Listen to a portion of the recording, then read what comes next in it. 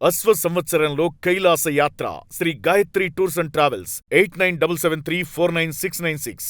T20 world cup లో పెను సంచలనం. ఆస్ట్రేలియాకి షాక్ ఇచ్చింది జింబాబ్వే. కొలంబోలో జరిగిన మ్యాచ్ లో 23 రన్స్ తేడాతో జింబాబ్వే విక్టరీ సాధించింది. 19.3 ఓవర్లోనే ఆస్ట్రేలియాని ఆల్అవుట్ చేసింది జింబాబ్వే.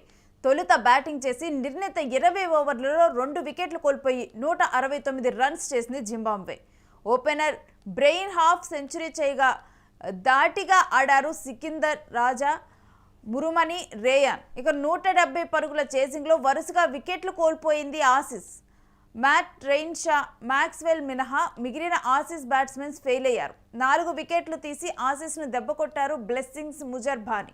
ఇక 3 వికెట్లు తీశారు బ్రాడ్ ఈవెన్స్. గ్రూప్ బిలో 2వ ప్లేస్కి పడిపోయింది ఆస్ట్రేలియా. ఇక 2007 టీ20 వరల్డ్ కప్లోనూ ఆసీస్ను ఓడించింది జింబాబ్వే. హిస్టరీ రిపీట్ చేసింది ఇప్పుడు జింబాబ్వే. ఇక దీనికి సంబంధించిన డీటెయిల్స్ మా ప్రతినిధి సతీష్ అడిగి తెలుసుకుందాం. సతీష్, జింబాబ్వే ఆసీస్ని ఓడించింది, అసలు పూర్తి డీటెయిల్స్ ఏంటి? ముఖ్యంగా టీ20 వరల్డ్ కప్ అనగానే ఆస్ట్రేలియా టీం పెద్ద ఎత్తున, ఎందుకంటే నెంబర్ 1 టీమ్ గా ఉంటది ఎప్పుడు ఆస్ట్రేలియా కూడా. ఆస్ట్రేలియా, ఇండియా, అలాగే న్యూజిలాండ్, సౌత్ ఆఫ్రికా, పాకిస్తాన్ ఇట్లాంటి టాప్ 8 జట్టుల్లో మొదటి స్థానంలో ఉండేటువంటి జట్టు ఆస్ట్రేలియా టీం.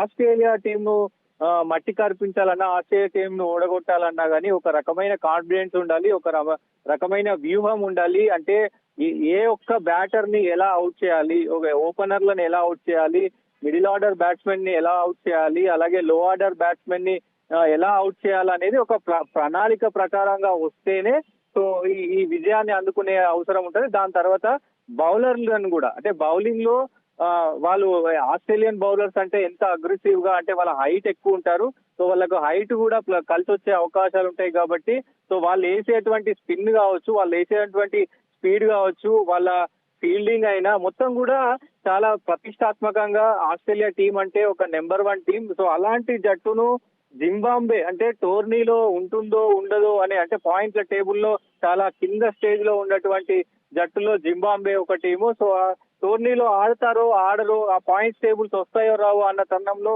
జింబాబ్వే టీం ఈ రోజు జరిగినటువంటి మ్యాచ్ లో ఆస్ట్రేలియాను ఓడించడం కూడా ప్రస్తుతం ఒక్కసారిగా, అంటే పెద్ద జట్లకు కూడా ఇది ఒక సూచన అని చెప్పుకోవచ్చు. ఏ జట్టును కూడా తక్కువ అంచనా వేయవద్దు.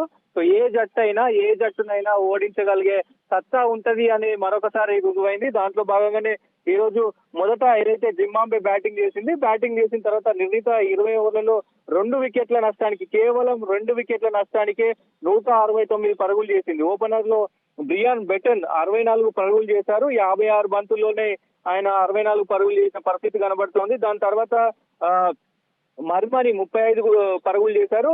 రియాన్ బర్గ్ 35 పరుగులు చేశారు. అలాగే చివరిలో కెప్టెన్ సికిందర్ రాజా కూడా ఓన్లీ 13 బంతుల్లోనే 25 పరుగులు చేసి మెరుపు ఇన్నింగ్స్ అయితే ఆడారు. దాని తర్వాత చేజింగ్ కి దిగినటువంటి ఆస్ట్రేలియా 170 పరుగుల లక్ష్యాన్ని బరిలోకి దిగినటువంటి ఆస్ట్రేలియా అయితే ముఖ్యంగా ఇక్కడ బౌలర్లని అయితే జింబాబ్వే బౌలర్లని చాలా మెచ్చుకోవాల్సిన అవసరం అయితే ఉంటది. 146 పరుగులకే అంటే దాదాపు అన్ని ఓవర్లు కూడా ఆడిన పరిస్థితి. 19.3 ఓవర్లలోనే వీళ్ళని ఆల్అౌట్ చేయడం. దీంట్లో ఆస్ట్రేలియా బ్యాటర్లు కూడా మ్యాక్స్వెల్ ఓన్లీ 31, మ్యాట్ రెయిన్షా 65 మినహా ఎవరు కూడా పెద్దగా రాణించలేదు. అలాగే బౌలింగ్ లో ఏదైతే జింబాబ్వేకి సంబంధించినటువంటి బౌలర్లు బ్లెన్సింగ్,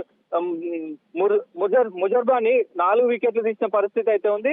4 వికెట్లు తీసి 17 పరుగులు మాత్రమే ఇచ్చారు. ముఖ్యంగా కీలక బౌలర్ అయినటువంటి ముజర్బానీ ఈ 4 వికెట్లు, కీలక ఆటగాళ్లు ఏదైతే టాప్ ఆర్డర్ లో ఉన్నటువంటి కీలక వికెట్లు కూడా తీయడం, అతనితో పాటు బ్రాడ్ ఈవెన్స్ కూడా 3 వికెట్లు పడగొట్టడం.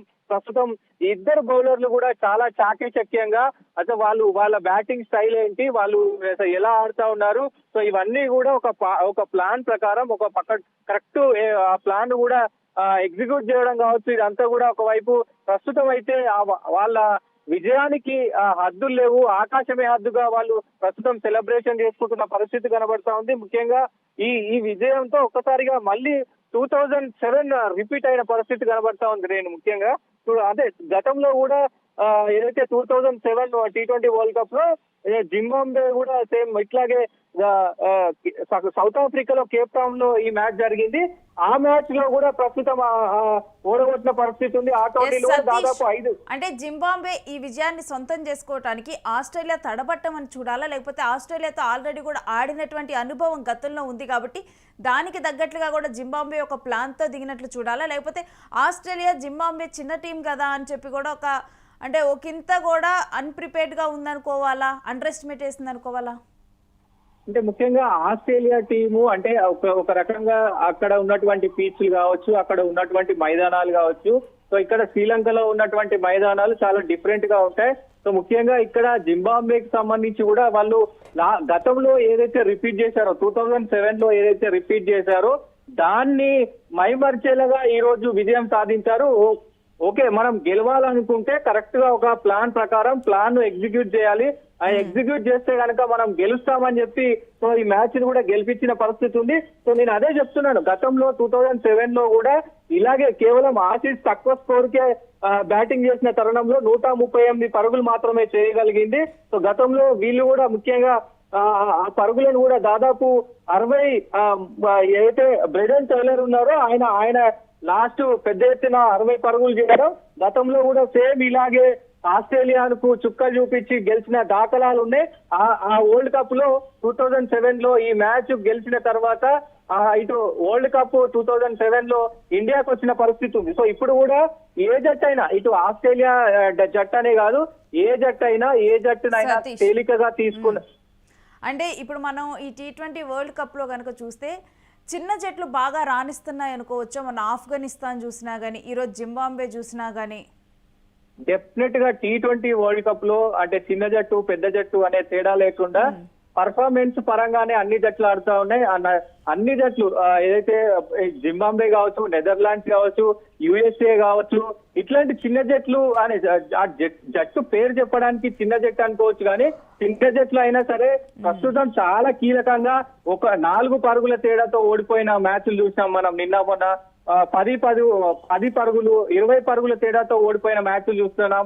ఏదైతే నిన్న జరిగినటువంటి హోరాహోరీ మ్యాచ్ అయితే పెద్ద ఎత్తున 2 సూపర్ ఓవర్ల దాకా వచ్చినటువంటి మ్యాచ్ చూసినాం. అంటే చిన్న జట్టులు కూడా ఎక్కడ కూడా గివప్ ఇవ్వకుండా, ఛాన్స్ ఇవ్వకుండా పెద్ద జట్ల పైన పోరాడుతా ఉన్నాయి. సో పెద్ద జట్టు అన్న ఒక భయం లేకుండా ఆడుతున్నటువంటి సిచ్యువేషన్ మనం చూస్తూ ఉన్నాం.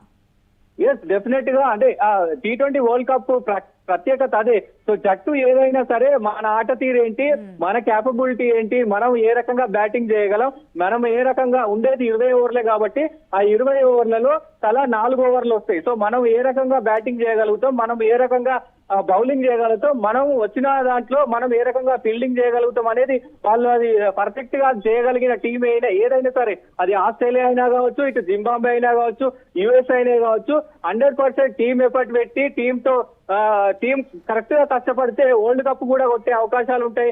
ఇట్లా పెద్ద పెద్ద టీంలకు కూడా షాక్ ఇచ్చే అవకాశాలు ఉంటాయి. Renu, right, thanks for the details Satish. ఇక ఇవాళ జింబాబ్వే హిస్టరీ రిపీట్ చేసింది. మరలా కూడా ఆస్ట్రేలియా మీద గెలుపుతో కూడా అంటే చిన్న టీము పెద్ద టీం అంటూ ఏం తేడా ఉండదు, కేవలం మనం ఉచ్చరించడానికి అవి తేడా తప్పితే ఈసారి మాత్రం ప్రతి టీం కూడా T20 వరల్డ్ కప్లో రఫ్ ఆడిస్తున్నాయని చెప్పాలి. 2007లో T20 వరల్డ్ కప్లో ఆసీస్ని ఓడించింది జింబాబ్వే. ఇప్పుడు కూడా మరలా కూడా ఆసీస్ని ఓడించడంతో కూడా జింబాబ్వే హిస్టరీ రిపీట్ చేసింది అని కూడా ఈ మ్యాచ్తో మాట్లాడుకుంటున్నారు. మరొక వైపు చూస్తే కనుక గ్రూప్ బిలో 2వ ప్లేస్లోకి చేరింది ఇప్పుడు జింబాబ్వే టీం.